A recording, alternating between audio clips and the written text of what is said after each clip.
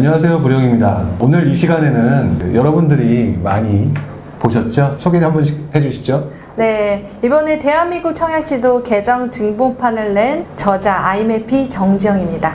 네, 안녕하세요. 반갑습니다. 이렇게 부지런TV에 초대해 주셔서 너무 제가 여기에 나오고 싶다고 했습니다. 많은 분들한테 정보를 나눠줄 수 있는 그런 자리가 좀 됐으면 하는 생각입니다. 근데 제가 출연을 하려고 한 이유는 부룡님한테 묻고 싶은 게 너무 많아서. 아니 근데 오늘 이 자리는 제가 소개를 시켜드려야 되는 자리인데? 제가 오늘 부룡님 탁탁 털게요, 여러분. 좀 당황스러운데요? 근데 부룡님 이거를 물어보고 가야 될 것 네네. 같아서. 지금 민간택지 분양가 상한제 시작이 됐잖아요. 네네. 나 때는 말이야. 예전에요? 예전에 도대체 어떤 모습이었나 너무너무 궁금해요. 그러니까 이번에 이제 분양가 상한제를 실시한다고 하잖아요. 네네네. 근데 예전 상황하고 지금 상황하고는 조금 단순 비교하기는 좀 어려운 것 같아요.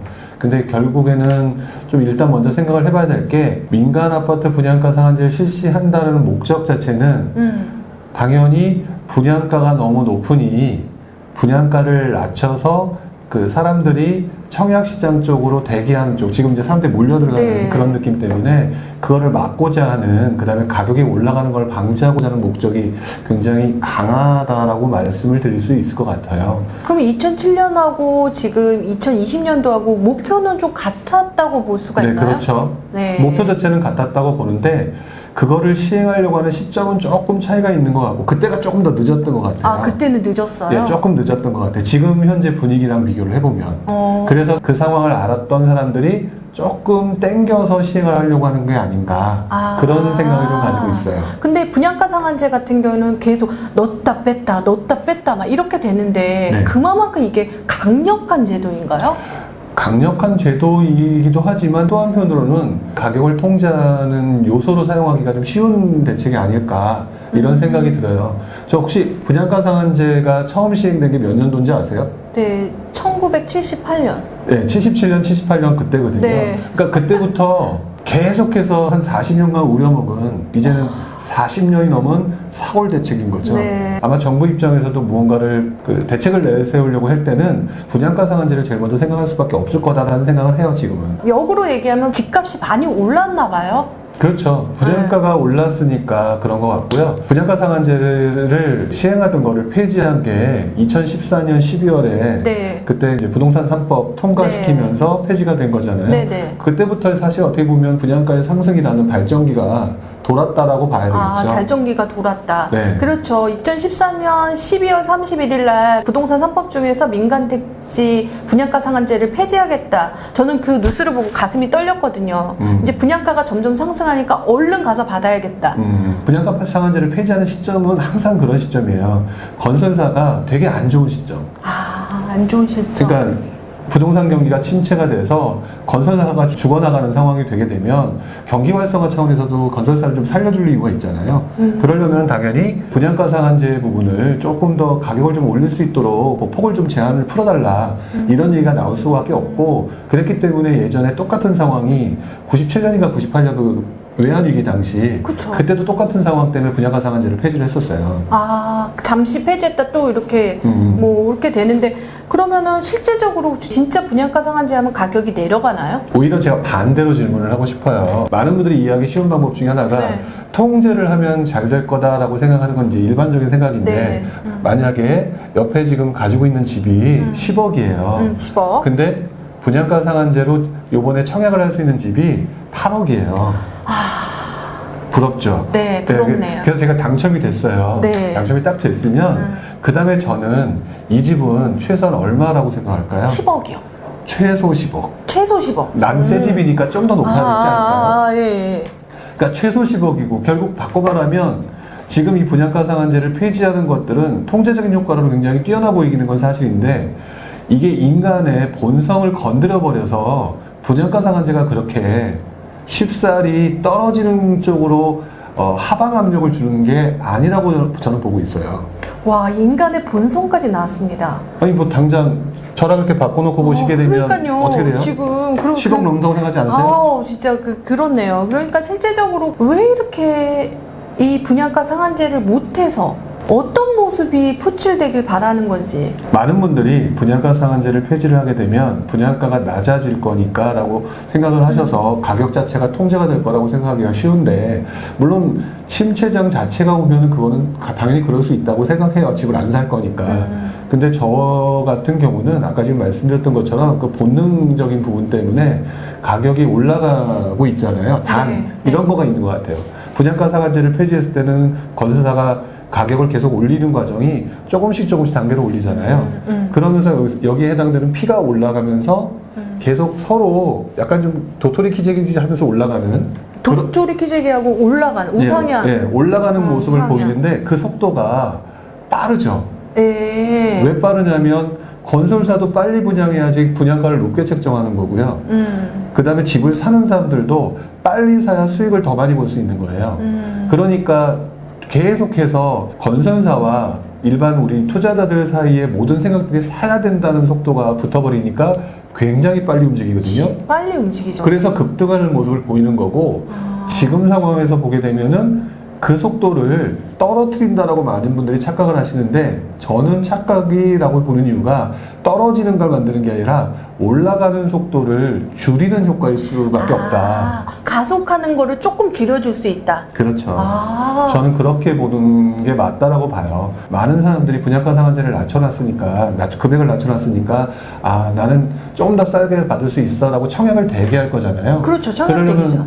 매수 수요가 조금 줄어드는 효과는 그렇죠, 있겠죠. 줄어들죠. 그러니까 올라가는 속도가 낮을 수밖에 없는 거죠. 그러니까 통제가 아니라 주춤하게 만드는 거죠. 주춤하게 만드는데 결론은 우상향이네요.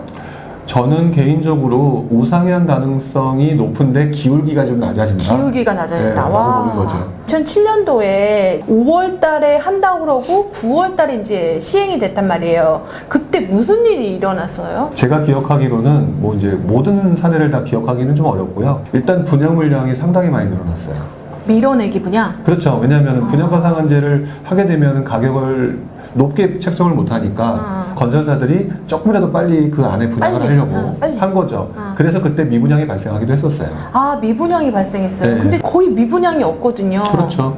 그럼 그러니까 유동성이 엄청난 거죠, 지금은. 유동성이 엄청나서 그런 건가요? 아니면 분양이 잘 될 수밖에 없어서 그러는 건가요? 그러니까 지금 사람들 심리 속에는 분양을 받아야 된다 또는 집을 사야 된다는 심리가 굉장히 강해지잖아요. 네. 이 강해지는 심리가 있는 상황이기 때문에 지금 미분양이 없는 거고, 그때도 약간 그런 상황이었다고 기억이 나요. 그래서 하지만 그럼에도 불구하고 밀어내기 분양이 많이 나오는 어떤 특정적인 많은 물량들, 이런 지역 같은 경우는 분명히 미분양이 일부 발생을 했고요.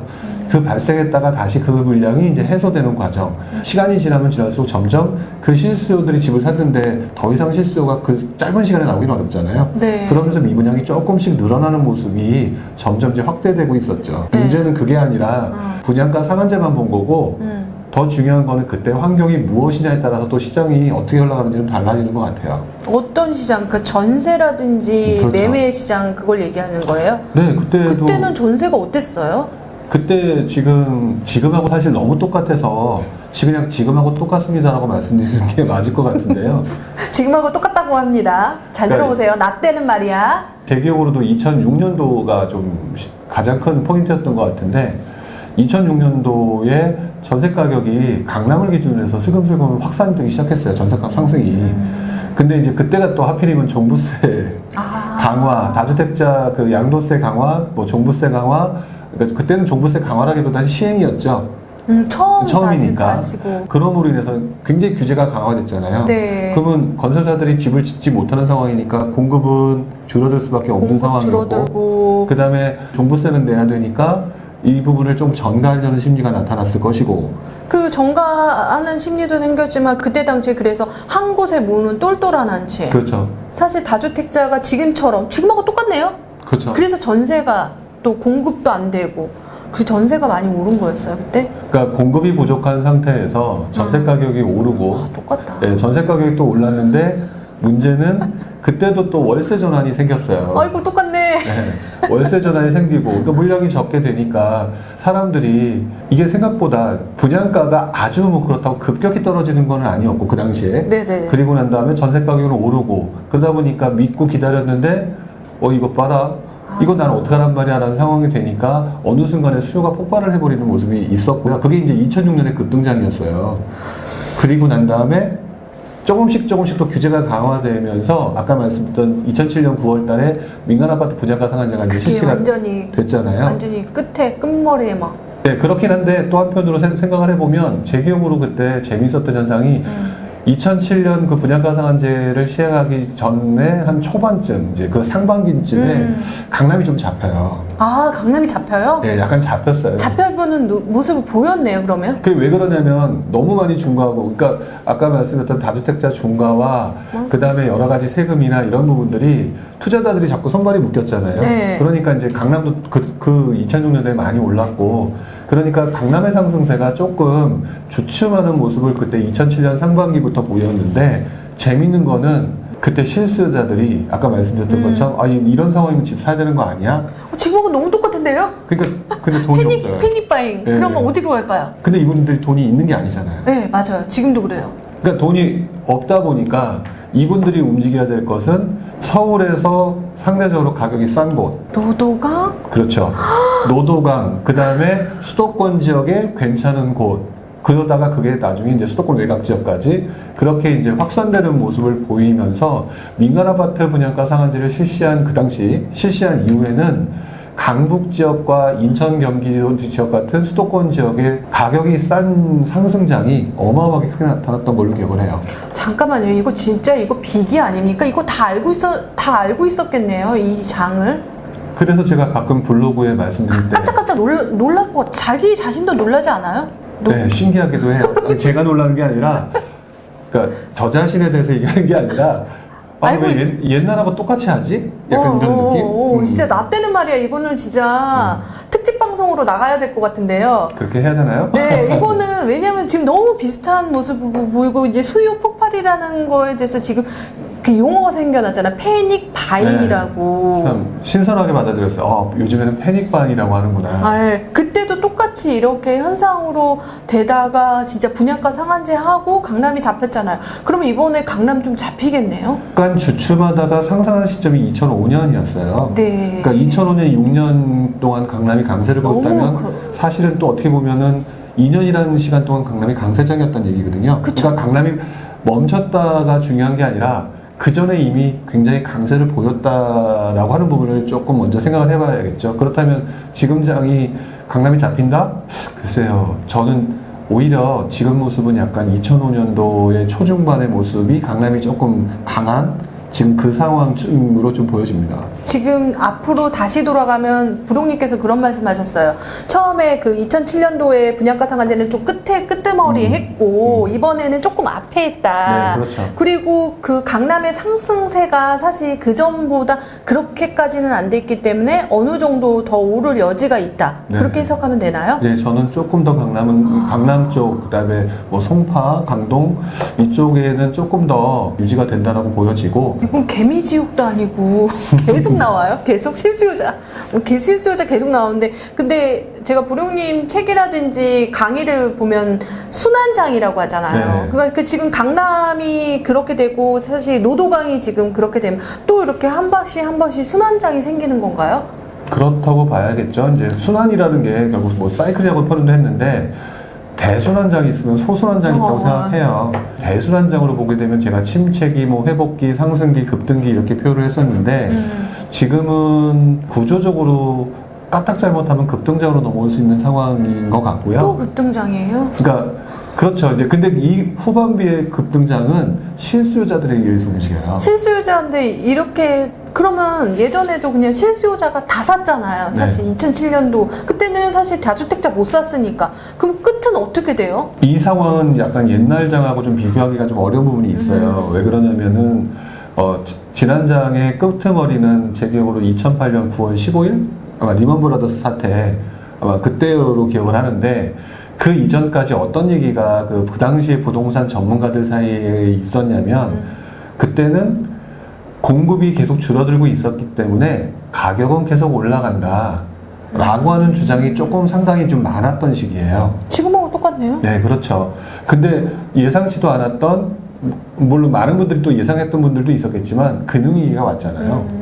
금융위기가 왔기 때문에 근본적으로 부동산 시장 자체는 원래 수요 공급에 의해서 움직이잖아요. 그래서 수요 공급에 의해서를 생각을 해보면 조금 더 가는 장이 맞다고 보여지고, 이게 이제 외부 충격 같은 금융적인 현상이 나타나게 됐을 때는 뭐 아무리 우리가 잘 나간다고 하더라도 외부가 심하게 때리면 주저앉을 수 있는 거잖아요. 그런 식으로 떨어질 가능성은 있겠죠. 근데 단 한 가지, 그때랑 비교해서 보면은 그때의 그 외부 상황과 지금의 상황은 지금이 조금 더 안정적인 것 같아요. 아, 조금 안정적이다. 네, 그때는 벌써 미국 금리가 그 인상을 해가지고, 원래 미국 금리가 인상하게 되면 뭐 돈을 회수해서 나간다 뭐 이런 얘기 얼핏 들어보셨을 그쵸, 거잖아요. 네. 그런 현상이 있었는데 얼마 전에 이제 미국 금리 인상 얘기가 막 있었을 때 코로나 때문에 지금 굉장히 안 좋아서 떨어뜨리고 있죠. 네네. 그러면 가격이 금리가 낮으니까 계속 좀 나쁘게 표현하면 버블장이 올 수 있는, 그러니까 유동성장이 올 수 있는 그런 심리가 남아있는 데다가 몇 년간은 미국 금리 인상 얘기도 없고, 이제 그런 부분을 생각해 보게 되면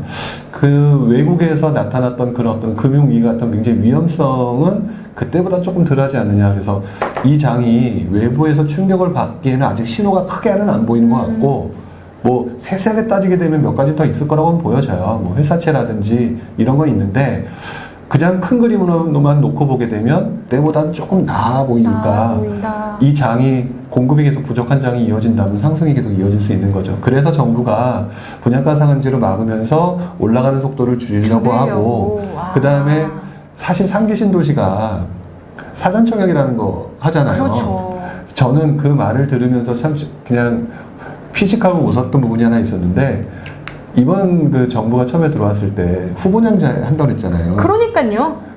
근데 지금 사전청약을 하잖아요. 그러니까 이게 원래 본인이 와. 주장했던 후보냥하고 달라요. 기억하신다. 진짜 이게 뭐죠? 이게 왜 그렇게 한 거죠? 사전 청약을? 그러니까 그게 지금 제가 볼 때는 냉정하게 말하면 3기 신도시가 지어지려면 아직 많이 남았다라는 거를 보여주는 반증이다. 그거를 갖다가 계속 기다리게 되면 공급 부족할 거고, 공급이 부족해지면 사람들이 또 집을 살려고 들 거니, 그거를 해소할 수 있는 거는, 그래 분양할게라고 하면 왠지 기대 심리가 생기잖아요. 그렇죠. 수요 분산이 되는 거죠. 네. 집을 살려는 사람, 청약 대기자 같은 경우는 좀 약간 분산, 지금 한 5년 정도 분산시켜버리는 그렇죠. 거거든요. 그러니까 그런 부분을 생각해 보면 지금 정부가 어쩔 수 없이 사전청약이라는 걸 하는 부분도 있다라는 생각이 들기도 해요. 그리고 이제 공급이 없어서 뭐 집값이 상승할 수 있다는데 반증으로 되는 게 미분양이잖아요. 그렇죠. 근데 지금 미분양이 정말 없는데 언제 생길 수 있을까요? 생기긴 생길 거예요, 언젠가. 근데 이제 저는 크게 두 번에 걸쳐서 생기지 않을까? 그냥 그렇게 생각이 드는데, 첫 번째는 아까 말씀드렸던 것처럼 어느 순간에 분양 물량이 밀어내기 분양을 하는 순간, 밀어내기. 예, 밀어내기 분양하는 어떤 특정 지역이 생각보다 위치가 좋지 않다. 위치가 좋지 않아. 그러면은 분양이 잘 안 되잖아요. 네. 그리고 이제 가장 큰 미분양이 발생되는 거는 건설사들은 이참에 분양시장이 괜찮으면 그래도 내보내려고 할 거잖아요. 그렇죠, 그렇죠. 내보내려고 할 때 실수자들이 조금씩 사기 시작하면서, 지금 서울 같은 경우는 이제 실수 시장이잖아요. 아, 진짜. 근데 수도권까지 실수 시장이 돼버리면, 지금은 수도권이 아직 실수장이라고 보기 좀 어렵거든요. 아니면 투자 시장으로 들어갔다가 지금 규제 때문에, 조정적 지정 때문에 지금 움푹하고 이제 움찔했던 상황이고, 실수장이 오게 되면 서울의 실수자 다 집 샀죠. 그 다음에 수도권의 실수 다 집 샀죠. 이렇게 되면은 집 살 사람이 집 살 없네. 사람이 이제 부족해지는 현상이 나오잖아요. 그러면? 물량은 있는데 이제 이럴 때 미분양이 발생할 거다. 이게 같이 뭉쳐질지 아니면 좀 이렇게 분산될지 떨어지게. 모르겠지만, 그래서 제가 강의를 하거나 뭐 할 때 미분양이라고 하는 부분을 굉장히 신경 써서 봐야 되고, 스파 시점에 어떤 특정 시점의 미분양이 아니라 플로우로 추세를 봐야 된다. 플로어. 네, 계속 쭉 늘어나는 모습이 보이게 되면 그 시장의 시장 강도가 실수자들이 웬만큼 다 사가고 있구나, 이런 걸 보면서 이 시장도 이제 끝나가고 있구나라는 거를 바라봐야 된다, 이렇게 판단을 하고 있죠. 저기 이거 방송 그냥 책으로 내주시면 안 될까요? 이 미분양에 대한 해석이 너무나 날카롭고, 진짜 이렇게 고개를 끄덕이게 돼요. 진짜 책으로 좀 내주세요. 책이요?